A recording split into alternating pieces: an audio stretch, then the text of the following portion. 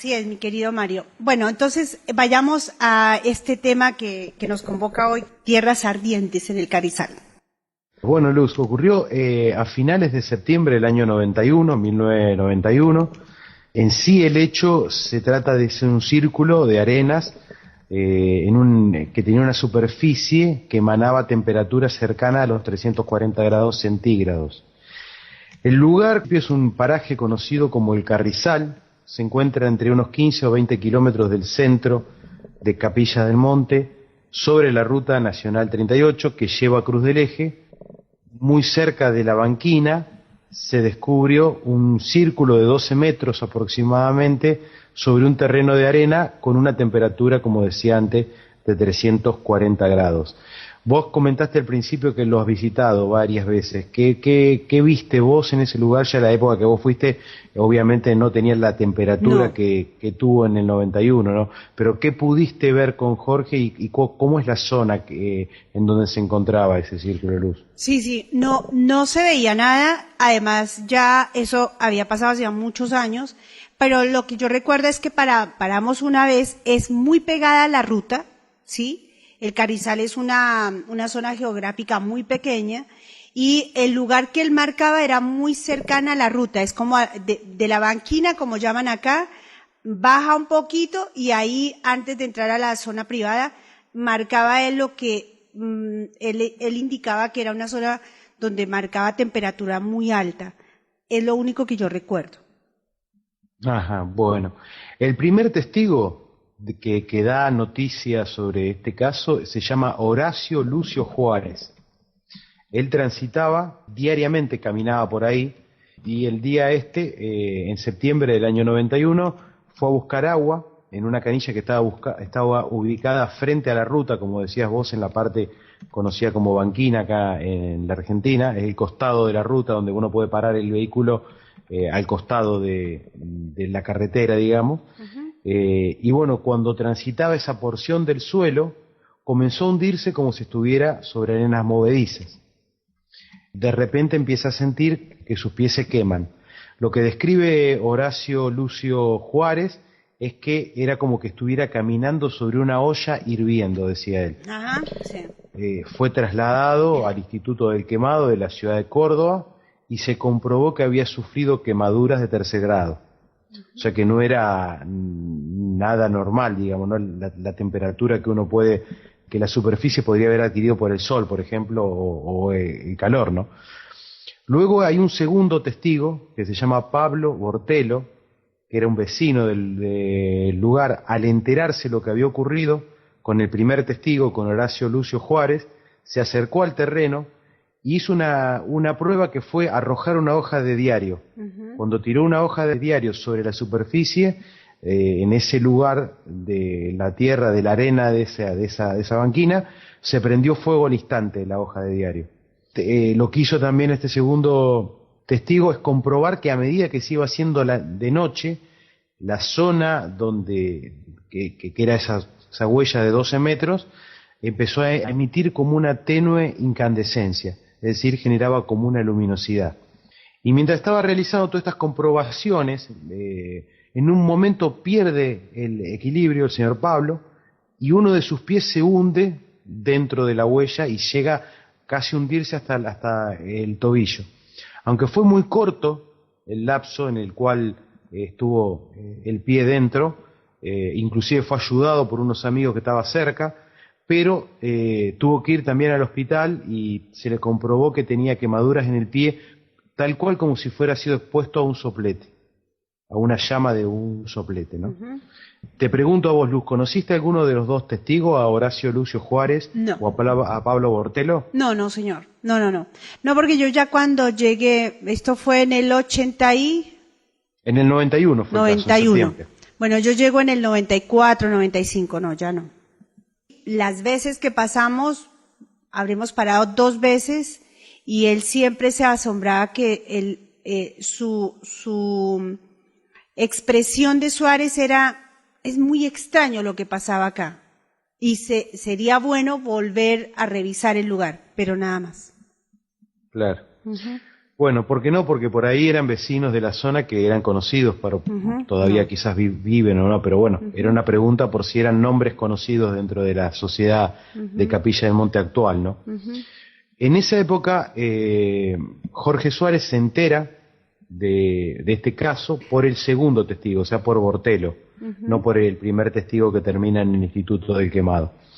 Jorge en aquella época tenía un programa de televisión en Uritorco Televisora Color, que era un canal desaparecido codificado para Capilla del Monte en aquellos meses, en aquel año, y cuando se enteró de este caso pensó que debería ser investigado y tratado en el programa. Así que fue junto a su operador de video, su camarógrafo Ariel Gussetti, y se trasladan al lugar. Lo primero que puede constatar Jorge fue que había una diferencia entre el interior de la huella y el entorno, digamos, ¿no? El interior se veía más fina, como que la arena era más fina y la coloración era diferente. Variaba del gris claro al negro y tenía partes rojizas, la parte del interior de la huella. Lo que le llamó la atención también a Jorge fue el fuerte calor que emanaba, o sea, ya el hecho de estar cerca, se ve que uno sentía en la cara y en el cuerpo el calor que emanaba esa huella. Y Jorge realiza algunas pruebas. Lo primero que hace fue enterrar una rama, y cuando retira la rama comprobó que en ese orificio que había dejado salía un vapor con una muy alta presión. Era como si fuera agua en estado de ebullición. Después hizo la misma prueba que hizo Bortelo. Agarró un diario y tiró el diario dentro del interior de la huella y se prendió fuego muy rápido, casi de inmediato se prendió fuego el diario. En ese momento se encontraban los bomberos de Capilla del Monte en el lugar, mientras Jorge y su camarógrafo filmaban y hacían notas. En ese momento habían acordonado todo el perímetro de la huella porque tenían miedo que algún curioso se cayese, como pasó con los dos primeros testigos, y le ocasione problemas en la piel o quemaduras graves, como ocurrió, ¿no? Y en un momento, bueno, uno de los bomberos que estaban ahí hizo una prueba ante las cámaras que sorprendió a todos. Hundió su casco, que está preparado para resistir alta resistencia al calor, y una de las aletas del clásico casco que usan los bomberos, lo hundió en la arena y al retirarlo el material se derritió como si fuera manteca. Y eso quedó filmado por el camarógrafo, ¿no? Yendo a este punto te pregunto, Luz, ¿existe alguna filmación dentro del CIO que tenga que registre esta oportunidad en que Jorge filma y hace notas y se hace estas pruebas dentro de esta huella en el Carrizal? Hasta ahora, dentro del material que venimos trabajando con Martín Olivero, no, yo todavía no me encuentro. De todas maneras hay que entender que es mucho el material, todavía no hemos llegado al final de todo de la digitalización, así que yo sepa, y con él y con Jorgito nunca vimos ese material. Claro, capaz que quedó también en el programa, en el canal desaparecido también, ¿no? Sí, sí, tú sabes que mucho del material que lo hablamos con Julito Díaz, un año después de partir Jorge, y Julio me decía, la cantidad de cassettes que se quedaron en el canal es impresionante, de material realizado por Jorge, en donde hacía el programa de televisión plenamente identificado con el tema OVNI, y de notas que él había hecho con diferentes personalidades que pasaron por acá. Seguramente debe estar ahí, Mario. Habría que también revisarlo con tiempo después. Sí, lo que pasa es que ese material quedó, ya lo hemos hablado con Julio, a ver de qué manera lo podemos recuperar, pero el dueño del canal no permite que se saque nada, o sea, estamos como muy cerrados en ese sentido. Puede ser que algún día lo podamos tener, sí señor. Bueno, ojalá así sea. Bueno, luego la prensa, como ya había ocurrido todas estas cosas desde el 86 en adelante, repasemos de vuelta el caso de Pajarillo, el caso de Rubén Alvaraz, el caso de Gabriela Catanzano, la segunda fase del Pajarillo, el caso Barrera que vimos la semana pasada, el caso de la huella del Overo. Estaban pasando muchas cosas en 4 años, en 5 años en Capilla del Monte. Y bueno, este caso nuevo, este caso de la huella del Carrizal, ya la prensa estaba acostumbrada a viajar a Capilla del Monte por estos temas y difundió en todos los noticieros, tanto en Córdoba capital como en Capital Federal acá en la Argentina. Y esto contribuyó a que se acercaran a Capilla del Monte científicos, especialistas y entendidos para ver de si podían determinar cuál era la causa de este extraño acontecimiento ocurrido en el Carrizal, ¿no? Los primeros en llegar fueron geólogos. Era un grupo de científicos del área de la geología, llegaron desde la Universidad de la Facultad de Ciencias Exactas de Córdoba. Luego de una serie de comprobaciones y mediciones, determinaron que la temperatura ascendía a 340 grados centígrados. Ellos fueron los que determinaron la temperatura que tenía la huella. Entre otras explicaciones barajadas, se dieron 4 explicaciones por parte de ellos. La primera posibilidad era que se tratara de un volcán apagado, la boca de un volcán apagado, habían dicho. Luego no les convenció esta teoría y se inclinaron porque podía llegar a ser un yacimiento de cal que habría entrado en contacto con una napa de agua. Luego tampoco terminó de convencerlos, y una tercera posibilidad fue que se tratara de un meteorito que por la fuerza de caída se hubiera enterrado, emanando todo ese calor, digamos, ¿no? Que hubiera quedado en la profundidad del meteorito, cosa que también estaba muy dudosa para que fuera, y bueno, quedaron tampoco, la barajaron como posibilidad, pero quedó ahí sin plasmarse, digamos, ¿no? Y una cuarta hipótesis que fue la que se hicieron eco la mayor parte de los periódicos del país y del mundo, fue que según esta explicación que habían dado ellos, la huella habría recibido vegetales y pastos por arrastres de las aguas de lluvia desde una cuneta próxima ahí cercana a la ruta, y que con el tiempo se había transformado ese lugar en una masa de materia orgánica que al hundirse en la tierra creó una especie de capa de carbón vegetal. Posiblemente el calor irradiado por la quema de algún campo cercano habría hecho combustión en el carbón y generó estas temperaturas. Por lo tanto, calificaron los geólogos como un fenómeno natural y pronosticaron que la cuestión que iba a confirmar esta teoría era que a los pocos días iría descendiendo el calor de la huella hasta desaparecer completamente. Lamentablemente, nunca se pudo comprobar esta teoría, ya que los científicos dieron la orden de arrojar agua en la huella. Algo que decidieron sin la autorización de ninguna autoridad municipal. Los bomberos que estaban ahí cumplieron la orden y tuvieron que arrojar nada menos que 3.000 litros de agua para poder apagarla.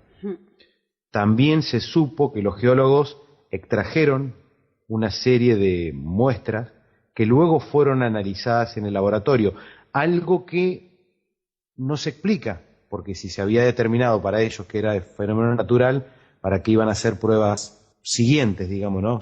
¿Para qué continuar haciendo pruebas sobre los restos? Pero bueno, la duda y lo que quedó en definitiva pendiente fue por qué, sin autorización de nadie, se apaga la huella, ¿no? Algo que no podía entender Jorge ni muchos interesados en que se sepa la verdad sobre esta huella. Una de las teorías o una de las posibilidades era que había población cercana y había una escuela también cerca, pero se podría haber montado barreras, se podría haber construido vallas, de hecho se había acordonado todo eso para impedir que cualquiera ingrese y que tenga un accidente. Y hubiera sido muy útil para la ciencia y para todos los que estamos detrás de estos fenómenos haber visto el desarrollo natural, si era verdad que se iba a ir perdiendo el calor con el tiempo y a ver qué pasaba con esa huella, ¿no? Hubiera permitido entender el fenómeno y quizás comprender mejor de qué se trataba si se hubiera hecho algún tipo de barrera o valla y si se hubiera estudiado cómo iba desarrollándose ese fenómeno en el lugar, ¿no? Otro tema fueron materiales radioactivos. En primera instancia los geólogos descartaron que había materiales radioactivos, pero luego de las concebidas explicaciones y justificaciones se determinó que había presencia radioactiva. Se confirmó luego que había material radioactivo. También vinieron, aparte de geólogos, vinieron directamente de la Facultad de Ciencias Exactas, Físicas Naturales y de la Universidad Nacional de Córdoba, que llegaron y manifestaron directamente al diario La Voz del Interior. Para los que no conozcan, el diario La Voz del Interior es el diario más importante de la capital de Córdoba, digamos, de Córdoba capital, y lo que dijeron ellos es que para ellos no compartían para nada la opinión de los geólogos, o sea, no estaban de acuerdo con lo que habían dicho y hecho los geólogos, no consideraban para nada terminado el caso de la huella calórica del Carrizal, y tampoco estaban de acuerdo con la decisión de haber apagado o ahogado la huella. Por esta razón, el vicedecano de la facultad, el doctor Francisco Quintana Salvar, envió muestras a la Comisión de Energía Atómica, la CNEA, cuyos resultados fueron enviados y publicados en la prensa. Ese estudio, realizado por la Comisión de Energía Atómica, determinó que los materiales radioactivos eran radio 266, plomo 212, bismuto 214, cesio 137 y potasio 40. De todos estos materiales radioactivos, el único isótopo no natural era el cesio 137, y su presencia, según informó Quintana, se debe a un fallout, es decir, a una caída de material radioactivo proveniente de una explosión nuclear producida posiblemente hace 30 años, dijo el señor Francisco Quintana Salvar. Es decir, había un componente dentro de los componentes radioactivos que no era natural, que era producido por la mano del hombre, ¿no? Por lo cual la única posibilidad era que habría ocurrido, según lo que decía este doctor Francisco Quintana Salvar, fruto de una explosión nuclear, ¿no? Pero lo cual, me acuerdo que Jorge en el libro pone un montón de signos de interrogación, sí. Porque en esa banquina, en ese lugar, en un poblado tan tranquilo como el Carrizal, ¿quién iba a hacer explotar una bomba nuclear en el año 61? Estamos hablando de 30 años antes del año 91, estamos hablando del año 61, ¿no? Y que otra de las hipótesis que se arrojó, que tú lo mencionabas, era la cuestión del volcán. También fueron hipótesis que cuando se habla del Uritorco, se habla de que es un volcán apagado y que seguramente allí podría... Pero Jorge siempre ponía muy no sé si en duda, pero ponerlo como muy en el debate si realmente eso fue así, porque no hay vestigios en la zona de que haya sido un volcán o que por lo menos, que haya sido. Obviamente que no lo es, ¿no? Por supuesto, hay veces que la ciencia muchas veces trata de cerrar un tema, darle una explicación, ¿no? Como ha pasado en infinidad de casos, ¿no? Y para eso lo terminan pegando o acomodando con suposiciones que realmente son muy agarradas de los pelos. En este caso, suponer que en esa banquina hubo una explosión nuclear hace 30 años, uno tiene que tener un sustento para eso, si o hubo una guerra, o qué hubo ahí, o había un lugar donde se hacían pruebas nucleares o algo, porque de otra manera, ¿cómo en un poblado tan pequeño de una provincia como Córdoba, que nunca entró en guerra nuclear con nadie, va a caer una bomba en el año 61? Es algo que no cierra por ningún lado, pero bueno, es la explicación que dio la ciencia como para encontrarle una vuelta, digamos, a esto, ¿no? Los análisis químicos que también arrojó los estudios realizados en el lugar determinaron que los elementos hallados y cuantificados fueron óxido férrico en un 6,19%, silicio en un 48,58%, aluminio en un 15,15%, óxido de titanio en un 0,79%, óxido de magnesio en un 0,13%, óxido de manganeso en un 3,10% y óxido de calcio en un 6,63% y penóxido de fósforo en un 0,35%. La conclusión fue que todo se debió a un accidente provocado por un incendio voluntario o involuntario y se cerró el caso. Ahora, como te decía antes, ¿podemos admitir que una explosión nuclear ocurrida hace 30 años, es decir, en el año 61, depositó radiación en esta zona del planeta? No es solo absurdo, dice Jorge en el libro, sino disparatado. Pero esa es la aplicación que la ciencia le dio a la huella calórica encontrada en el Carrizal. Así es. Como hechos colaterales, y que a lo mejor lo podemos vincular con algo extraño, hay un testimonio de un señor llamado Sigfrido Osechowski, que es un aficionado a la astronomía de la provincia de Buenos Aires. Él declaró que la noche del martes 25 de septiembre del año 91, mientras transitaba por la ruta 38 en dirección a La Rioja, había avistado un ovni muy cerca del lugar donde fue hallada la huella. Y también hay otro testimonio de un señor llamado Esteban Stachowiak, que tenía 70 años en el año 91, un polaco, residente en un campo muy cercano a la huella, que es considerado una reserva indígena, que fue visitada por el doctor Fernando Jiménez del Oso y JJ Benítez cuando estuvieron en el año 89 en la Argentina. Y bueno, este polaco, el vecino de la huella, declaró que en la región hay temblores día por medio, y que en la noche antes a la aparición de la huella, a las 2 a.m., escuchó una fuerte explosión que hizo temblar toda su casa, comparable con el estallido de una garrafa de gas, decía él. Además testificó que durante el invierno de ese mismo año, en el 91, había una luz que cruzaba el firmamento por encima del campo donde se encontraba, todos los días entre las 19:30 y las 20 horas, la cual se apagaba al llegar al Cerro Uritorco. Esta luz o artefacto fue apodado el Expreso, por su frecuencia y periodicidad, ¿no? Era algo que era visto por los testigos a diario, claro. O sea, el caso del Carrizal es un caso que no está para nada cerrado. Muchos no están conformes con las explicaciones expresadas por los científicos. Incluso se sabe que las muestras que fueron retiradas del Círculo Caliente fueron enviadas al Instituto Sismológico de California para ser analizadas, pero nunca se publicaron las conclusiones emitidas por este instituto.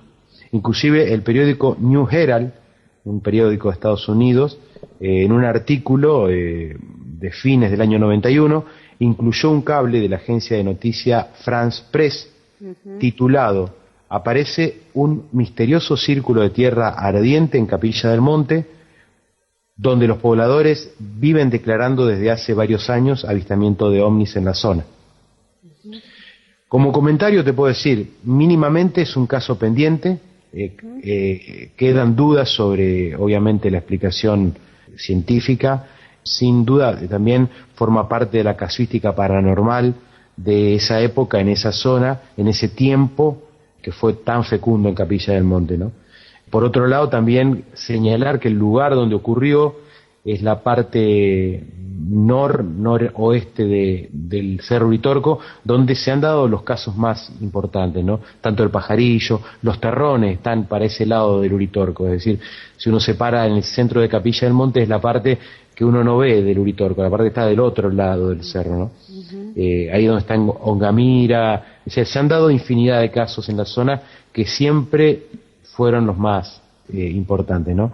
Y luego, bueno, decir que fue otra huella, que en esa época también, en esos años, se dieron muchas huellas, cosa que dejó también de ocurrir, ¿no? Tanto la del Pajarillo, como la del Overo, como la segunda fase del Pajarillo, y esta del Carrizal, son 4 huellas que se dieron en el término de 4 o 5 años, cosa que luego se perdió también en Capilla del Monte, no se han encontrado huellas más adelante.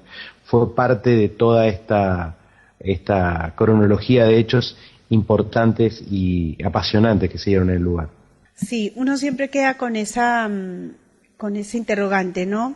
A lo misterioso, y inmediatamente cae en esto del objeto volador no identificado. Bien, Suárez lo planteaba en el libro cuando dice no lo enmarcamos dentro de la fenomenología porque hubo otros estudios y otras hipótesis, pero está clarísimo que dada también los testimonios de testigos en su momento, en esos días hubo avistamientos. Yo recuerdo, Suárez siempre es esa expresión en el tiempo, ¿no? Que uno hace diciendo, qué raro lo que pasó allí, porque no hubo, y bien lo expusiste tú, como lo expone Suárez en el libro, no hubo nada que fuera contundente como para decir, esto fue. y dentro de los aspectos puramente físicos no condice con la zona, no condice, si hubiera sido en el Cerro Uritorco, en la parte alta, por ahí tiene mucho para dar esa opción, ¿no? En cuanto a los materiales radioactivos, pero está totalmente, lo divide en la ruta, fue por un tiempo y eso nunca más volvió a pasar, ¿no? No, la verdad que no, la verdad que quedó ahí pendiente, sobre todo lo que da más lástima, Luz, es que la hayan apagado, que la hayan ahogado a la huella, ¿no? Yo creo que se podría haber obtenido mucha información si se hubiera visto la evolución de la misma. A lo mejor mantenía la temperatura por largo tiempo, quién sabe, ¿no? No era algo que, porque pronosticaron que gradualmente iba a perder su temperatura hasta perder totalmente esa temperatura y quedar como el resto, pero no se pudo comprobar nunca eso, digamos, ¿no? Y también, bueno, estos análisis que quedaron pendientes enviados a Estados Unidos, o sea, quedaron muchos cabos sueltos, pero bueno, como decíamos, puede ser como decías vos recién, puede ser algo explicable, racional y que no tenga nada que ver con todo estos fenómenos que se dieron en esa época. Pero de mínima es misterioso todo eso, es llamativo todo eso que ocurrió porque nunca más volvió a ocurrir una cosa así, digamos, ¿no? Que alguien pase caminando y que se entierre y que tenga esas lesiones tan fuertes como tuvieron los dos primeros testigos, que fueron los que de alguna manera quedaron atrapados, descendiendo dentro de esa huella como si fueran arenas movedizas, dicen, ¿viste? Su piel quedó expuesta, tocaron con esas arenas y obviamente le generaron muy fuertes quemaduras, ¿no? Una de las otras reflexiones que uno hace de todos estos temas es que al caso La Huella del Pajarillo, obviamente la trascendencia está más que obvia por las dimensiones, por los testigos, por muchísimas cosas, pero cuántos, y tú también lo mencionabas, cuánta cantidad de huellas hubo en ese tiempo, porque tampoco es hoy, por ejemplo, lo más común son ver fotografías donde se ven objetos que ni siquiera los estamos viendo, pero huellas no volvieron a aparecer, fue como una oleada, y no solamente en Capilla del Monte, sino en todo el mundo. Hubo huellas en diferentes partes de Argentina y en otras partes del planeta, ¿no? Parece que fuera como una forma de comunicarse, ¿no? o de actuar, porque es como muy ordenado, ¿no? Avistamientos en la época de la Guerra Fría, de las guerras, avistamientos, en este caso, en donde aparecen huellas que se quedan en el misterio porque nosotros como seres humanos no logramos llevar la continuidad en la investigación, o siempre hay alguien que detiene en la investigación la forma de poderlo contar y poderlo seguir. Hay un orden, pareciera, en todas estas formas de expresarse, ¿no? Yo creo que sí, hay una intencionalidad, se cree que hay una intencionalidad, es difícil a veces determinar eso, cuál fue, ¿no? A veces me acuerdo que Jorge lo debatía o lo trataba de entender con otros investigadores, se lo preguntó a Juanjo Benítez, al doctor Jiménez del Oso, a Ángel Díaz, el investigador de Río Ceballos, ¿no? ¿Cuál es la intención que hay acá de todo? Evidentemente se señaló el lugar, porque hay un interés por ahí, por quien estuviera detrás de todo esto, de que prestar atención a este lugar, ¿no? Y creo que lo lograron, ¿no? Porque hoy por hoy, todavía, hoy en el mundo, gracias a todo esto, uno dice Uritorco, dice Capilla del Monte, y esté en el país que esté, sabe de qué está hablando y a qué se está hablando, ¿no? Y se lo relaciona al tema OVNI, al tema de una posible ciudad intraterrena, de un centro espiritual, una nueva gente que está viendo una realidad con otros ojos, digamos, un lugar como una especie de nueva postura, etcétera, etcétera, ¿no? Ya en el mundo está ubicada de alguna manera en la mente, en el subconsciente colectivo de las personas, Capilla del Monte. Creo que quien estuvo detrás de todo esto evidentemente logró su cometido, que era ese, sí, según entendemos, ¿no? Que se preste atención a este lugar. Exactamente. Bueno, Mario, recorriste un tema más, un caso fantástico en lo que significa para Capilla del Monte, que es muy concreto. Uno a veces cuando ve la cantidad de fotografías que no dejan de ser importantes, y registros que hay sobre avistamientos, encontrarse con un caso como este, la verdad que da para pensar. Claro, por supuesto. Bueno, agradezco, Luz, la posibilidad de poderlo haber desarrollado, que espero que les haya interesado, que bueno, quizás haya más para investigar, como dice Jorge, habría que ir al lugar. Pregunta Montaraz si pudiéramos ubicar el lugar en el presente. Yo en realidad nunca fui a esa zona, por eso te preguntaba primero a vos cómo es el lugar y si hoy hay alguna marca o hay algo en ese lugar. No hay nada, y yo lo que recuerdo es sobre la ruta en un lugar que nadie se le ocurriría que algo pasó ahí, porque no es, está el cerco, es antes del cerco, porque yo le preguntaba, pero fue dentro de la propiedad privada. No, es justo en esa zona. Viste que la banquina, como le llaman acá, el borde de la ruta, a veces es continuo al terreno. No, en este caso hay una bajadita, hay un área que determina el predio, sí, con un cerco, y justamente es en ese antes de entrar al cerco de la propiedad privada. O sea, claro, muy de la ruta, muy pública, y a nadie se le ocurriría que algo pasó ahí. Claro. No, está dentro así, en el campo, no hay nada que lo enmarque ni nada. Sí, yo sí recuerdo bien el lugar. Me acuerdo que cada vez que vamos para Ongamira, a la vuelta, porque cuando vengo para Capilla del Monte, hay porque hay un avisito que dice el Carrizal. Así que es fácil encontrar el lugar. Bueno, sí, eso para responder a los amigos. Otra cosa que también nos comentaba Montaraz era que podría llegar a ser una explosión ocurrida en otro lugar. Y es algo que habría que ver también, ¿no? Esa explosión nuclear, que según la ciencia podría ser la causante, tendría un origen en otro lado, según lo que dice Montaraz, ¿no? Así que bueno, habría que investigar esa posibilidad, si es posible que genere esas altas temperaturas en otro sitio, una explosión ocurrida en otro lugar, digamos, ¿no? Pero bueno, habría que verlo y habría que compararlo y ver si dan los mismos resultados, ¿no?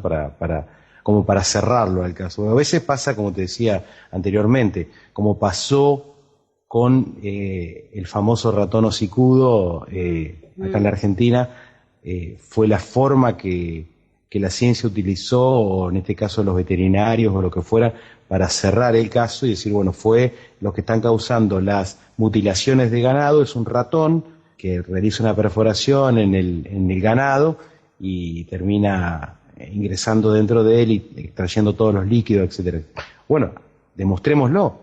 Es posible que ese corte quirúrgico, que no quede una sola gota ni siquiera sobre la tierra si lo hace un ratón, o el ratón rompe y come con sus dientes y va generando sangre alrededor y va generando pequeñas huellas que jamás encontró nada. Es perfecto, el orificio está todo como cauterizado ahí, es una cosa que no lo puede hacer ni siquiera el mejor bisturí del mundo. Y sin embargo, acá en la Argentina, la ciencia lo cerró. En el caso, le puso el moño diciendo que es el ratón hocicudo, ¿no? El causante de las mutilaciones de animales que se dieron acá en la Argentina. Y acá también pareciera como que se agarra y se busca una razón, pero también se ponen muchísimas hipótesis, tanto la de los geólogos como la de la Facultad de Ciencias de Córdoba. Tienen supuestos en este caso. Ahora, fíjate, Mario, qué es lo que sucede en todos estos casos. Siempre hay alguien, como lo decías, tú lo mencionabas, siempre hay alguien que desvirtúa el hecho con tonterías o con situaciones que no cierran lógicamente, ¿no? Pero por otro lado, también no se cuida el caso, porque pasó con el testigo de la huella del pajarillo, el testigo fiel que es el niño. Al no cuidarlo, se pierde en el tiempo uno de los testigos más fieles al hecho. En este caso, se pierde al tocar la huella con agua y ya, bueno, aparecen todavía muchas más hipótesis y eso hace que el caso como tal se convierta en misterioso. porque si se siguiera la investigación tendríamos algo mucho más concreto, seguramente como pasó con la huella del pajarillo, aunque siempre vamos a quedar en esto del objeto volador no identificado, ¿no? Es parte de la reflexión, del debate abierto al cual este tema de los ovnis, de los objetos voladores no identificados, de la realidad extraterrestre, por falta de delicadeza en cuanto a nuestra tarea como seres humanos, hacemos perder muchísimo del material que nos puede dar muchas más respuestas, ¿no? Claro, y además, bueno, también no vamos a pretender que la ciencia diga esto está hecho por ovnis, claro, o por extraterrestres, no, eso jamás lo vamos a esperar. Pero a veces, aunque sea, hay que tener la suficiente grandeza de decir, no sé de qué se trata. ¿Qué es? Claro. Porque eso es un acto realmente de humildad, ¿no? Uh-huh. Es decir, mira, de acuerdo a lo que nosotros pudimos investigar, no nos cierra ninguna hipótesis, o sea, esto es para nosotros desconocido. Uh-huh. Y eso ya tranquilizaría, ¿no? Uh-huh. Por lo menos un poco más que darle una explicación que no cierra por ningún lado, uh-huh, con tal de darle una explicación o darle una razón de ser a un hecho, ¿no? Todos estos casos que relata Jorge no tienen explicación desde la ciencia, nunca nadie va a poder explicar ni la segunda falla de la huella del pajarillo, ni lo que vio el niño Gómez, ni lo que le ocurrió a Rubén Alvaraz en la cima del cerro, ni lo que le ocurrió a Gabriela con los pies, que ningún médico lo entiende, cómo puede haberse recuperado esos pies y inclusive hasta un lunar que tenía se volvió a aparecer, cuando lo que habían todos vaticinado, desde los médicos de Capilla del Monte hasta de Buenos Aires, era la amputación. Sin embargo, ella pidió unos días más que lo iban a ayudar, ese contacto que ella había tenido, y se recuperaron los pies. De manera mágica, en ese sentido, hay que tener la humildad de decir, bueno, todas estas cosas a veces ocurren y hasta ahora no tenemos las herramientas como para poder medirlas, cuantificarlas y darles una explicación, ¿no? Bueno, por eso rescatar la tarea de Jorge en este sentido de poder registrar en sus libros todos estos casos, y acá es donde uno también resalta lo que significa el compromiso ante el tema, porque uh-huh, esto sucedió con Jorge Suárez y sucede aún con Juan José Benítez, y podemos nombrar muy contadas personas que se han ocupado realmente de transmitir a nosotros, los interesados, o a los que entren en este tema, mínimamente algunos detalles para que después cada uno saque sus conclusiones. No es así el caso de muchísimos investigadores que a priori ya llegan con resultados y conclusiones que por ahí lastiman casos como estos, ¿no? Creo que el rescatable es esto, de saber que está escrito tal cual lo que pasó y bueno, después seguir trabajando en la investigación si se puede. Así es, están todos los nombres de todos los testigos, los datos, las fechas. Sí. Eso es lo que tiene que hacer un investigador y por ahí ver, como te decía, algo que no cuadra, bueno, pero después tratar de poner poco de su opinión personal, ¿no? Porque en definitiva la opinión personal de uno es la que le va a dar en definitiva el juicio de valor, va a ser el lector del libro o quien escuche el caso, pero bueno, mínimamente saber que se trata de algo fuera de lo normal, algo paranormal, y que vale la pena publicarlo, ¿no? En este caso ese es el trabajo de Jorge. Bien. Así que espero haya gustado. Fantástico. Y bueno, ya más adelante seguramente vamos a ir tocando otros casos que no tienen que ver con este primer libro de Jorge, pero sí a lo mejor que tienen que ver con la zona y puedan ilustrar un poco esa geografía y esa casuística, ¿no? Fantástico, Mario. Querida familia, ha sido muchísimas gracias por habernos acompañado. Nos encontramos mañana a la misma hora.